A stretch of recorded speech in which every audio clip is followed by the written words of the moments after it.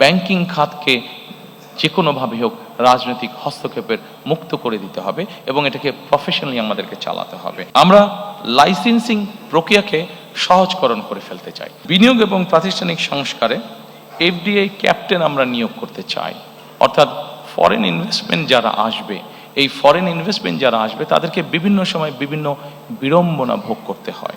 আমরা যেটা করতে চাই সেটা হচ্ছে আমরা একজন ক্যাপ্টেনকে নিয়োগ করতে চাই, যার দায়িত্ব হবে যে বিদেশি বিনিয়োগটা আসবে তার যাবতীয় যত কাগজপত্র, যত কিছু ফর্মালিটিস আছে, সেই ক্যাপ্টেন তার হয়ে সকল কাজগুলো সম্পন্ন করবে। তারা সকল কাজগুলো সম্পন্ন করবে যাতে সেই বিদেশি বিনিয়োগকারী হতাশ হয়ে ফিরে যেতে না হয় তাদেরকে।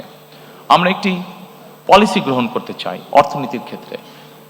সম্মানিত উপস্থিতি, আপনাদের সকলেরই ধারণা আছে বিনিয়োগ বা অর্থনীতি এমন একটি বিষয়, আমরা যদি এটি ব্যাপারে যে কোনো পলিসি নিয়ে এবং হুট করে যদি 7 দিন পর পলিসি চেঞ্জ করতে চাই, তাহলে অর্থনীতি কোনোভাবেই শুভ ফল দেখতে পাবে না। এবং সেই জন্যই আমরা সিদ্ধান্ত গ্রহণ করেছি যে অর্থনীতির ক্ষেত্রে আমরা কোনো আকস্মিক কোনো পলিসি পরিবর্তন করতে চাই না। আমরা চিন্তা ভাবনা করে পলিসি গ্রহণ করব এবং আমরা চিন্তা ভাবনা করে যেই পলিসি গ্রহণ করব সেটিতে আমরা স্টিক করতে চাই।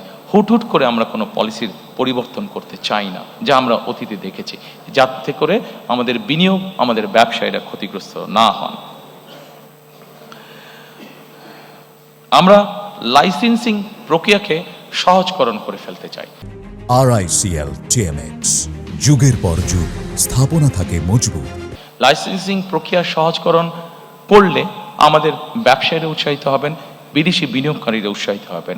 অনেক সময় আমরা দেখেছি লাইসেন্সিং প্রক্রিয়া বর্তমানে অনেক কঠিন, জটিল থাকার কারণে অনেক বিনিয়োগকারী, সেটি দেশি হোক বিদেশি হোক, তারা হতাশ হয়ে অনেক ক্ষেত্রেই ফিরে যান। সেটিকে আমরা ইজি করে আনতে চাই। সম্মানিত উপস্থিতিবৃন্দ, এই মুহূর্তে যদি আমরা চিন্তা করি আমাদের সবচেয়ে বড় রেমিটেন্সের উপায় কোনটা? আমাদের সবচেয়ে বড় রেমিটেন্সের উপায় হচ্ছে গার্মেন্টস। কিন্তু একটি জাতি বা একটি দেশ যুগের পর যুগ একটি সেক্টরের উপরে কোনোভাবেই ডিপেন্ডেন্ট থাকতে পারে না, এবং সেই জন্যই আমরা মনে করি যে আমাদেরকে আরও সেক্টর বের করতে হবে এবং যেই সেক্টরগুলো রফতানিমূলক সেক্টর হিসেবে বিবেচিত হবে। আমরা ফার্মাসিউটিক্যালের কথা চিন্তা করতে পারি, আমরা লেদার শিল্পের কথা আমরা চিন্তা করতে পারি, আমরা আইটির কথা আমরা চিন্তা করতে পারি, আমরা টয় ইন্ডাস্ট্রির কথা চিন্তা করতে পারি, আমরা ইলেকট্রনিক ইন্ডাস্ট্রির কথা চিন্তা করতে পারি। এরকম অনেকগুলো রফতানিমুখী শিল্প আমরা চিন্তা করতে পারি এবং এই রফতানিমুখী শিল্প আমরা কতগুলো শিল্পকে আমরা প্রায়োরিটাইজ করে নেব যে আগামী 5 বছর বা 10 বছর এই সেক্টরগুলোকে আমরা প্রায়োরিটাইজ করে নিব, এবং যেই সেক্টরগুলোকে আমরা প্রায়োরিটাইজ করব সেগুলোকে আমরা প্রণোদনা দিতে চাই, ইনসেন্টিভ দিতে চাই। এটা এমনও হতে পারে তাদেরকে আমরা বন্ডের ফ্যাসিলিটি দিব, বন্ডের ভ্যারাস ফ্যাসিলিটি দিব, বা যেই সকল প্রণোদনা দিলে সেই সেক্টরগুলো আস্তে আস্তে গ্রো করবে, সেই জিনিসগুলো আমরা তাদেরকে করে দিতে চাই। সম্মানিত উপস্থিতিবৃন্দ, অর্থনীতিকে তার নিজের গতিতে চলতে দিতে হবে। সবকিছু যেরকম চলার একটি ধর্ম আছে, অর্থনীতিকেও নিজের গতিতে চলতে দিতে হবে। আমরা বিগত দিনে দেখেছি যে ব্যাংকিং খাতে রাজনৈতিক হস্তক্ষেপ হয়েছে।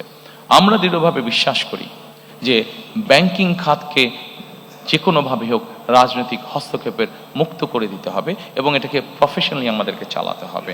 কারণ আমরা যদি ব্যাংকিং খাতকে রাজনৈতিকভাবে হস্তক্ষেপ করি তাহলে এটির অশুভ প্রভাব অর্থনীতির উপরে পড়বে, যেটি আমাদের কারো জন্য কাঙ্ক্ষিত নয়।